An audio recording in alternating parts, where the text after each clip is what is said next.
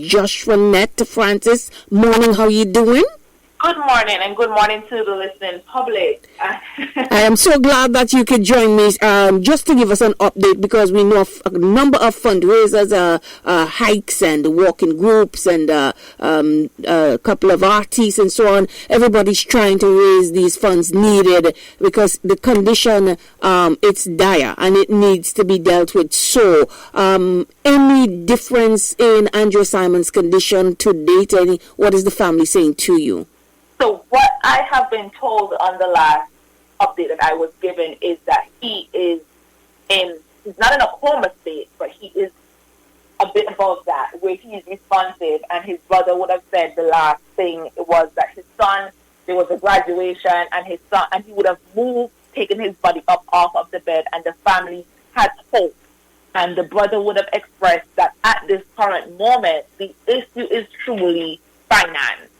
They are trying to get Andre out of Antigua and Barbuda to Texas because there's a brain specialist there who can assist. There's no guarantee that it's actually going to work, but his brother and my heart goes out to the family. He said their brother reacting to movement and the sound of his son's voice, that's hope. That's hope that he's not a vegetable and there's still something that can be done. But the biggest challenge that they're currently facing is finance. They do not have the funds available. They're trying to raise 500,000 USD, which is over $1 million Eastern Caribbean dollars, to get him on an ambulance and in that hospital in Texas. The family has been pushing fundraising efforts, asking the public to assist because they don't have it. They would have reached out, and even on an interview on Good Morning Antigua Barbuda, the brother expressed that they would have tried different institutions to see if the money can be fronted, and then they would pay it back in installments. And what really has touched me the most is his brother said, if this means that we have to raise funds for the rest of our lives, that is what we're going to be doing. They would have sold several of their cars, and they have been really putting in the effort to get their brother out of Antigua and Barbuda and to Texas. My gosh, it's a phenomenal effort.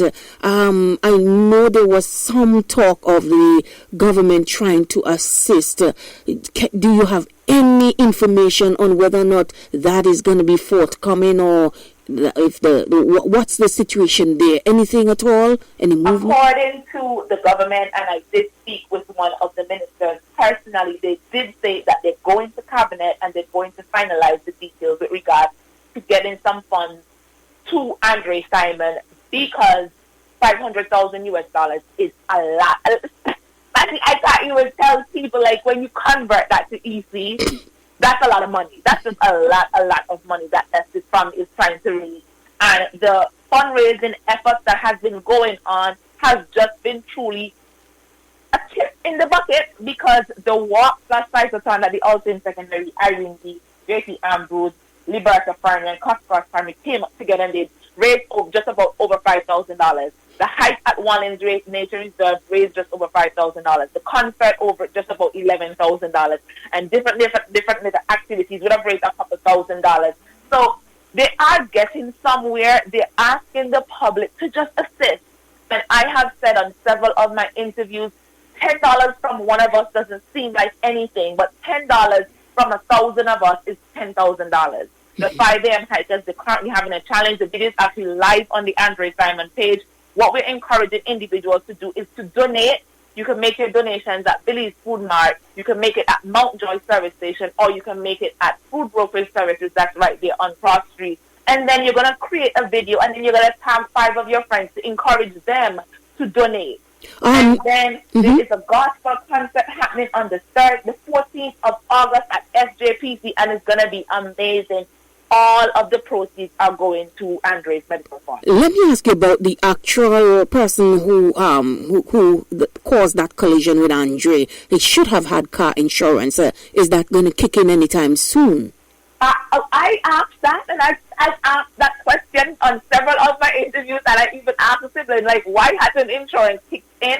But from personal experience with a car accident, the insurance takes a bit of time to truly kick in, and I am urging the insurance company to whatever loopholes you got to go over, the person who's sitting at that desk, I am encouraging you to get up, speak to who you need to speak to, and get him the money. Because the insurance, and I personally, this is not a view of the sibling. This is a view of Joshua Francis. The insurance showing done and Tegan dialect. The insurance money showing done kicked in. It's been over 30 days.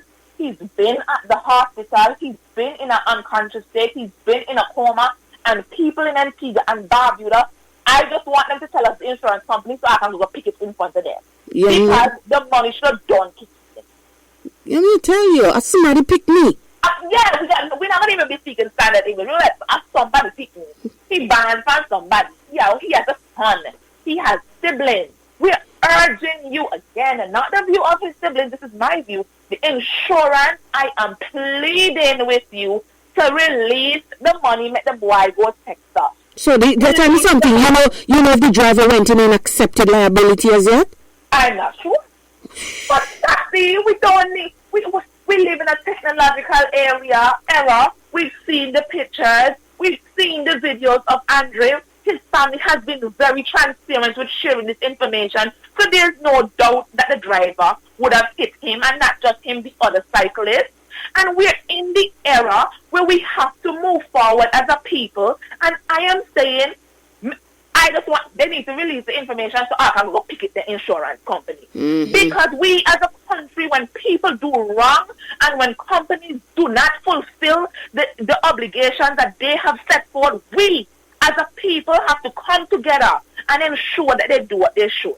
And that means I'll come out with some placard and people can start to cancel policies that are in place, because we have to do better as a country. We cannot wait for this young man to die and then the insurance kick in.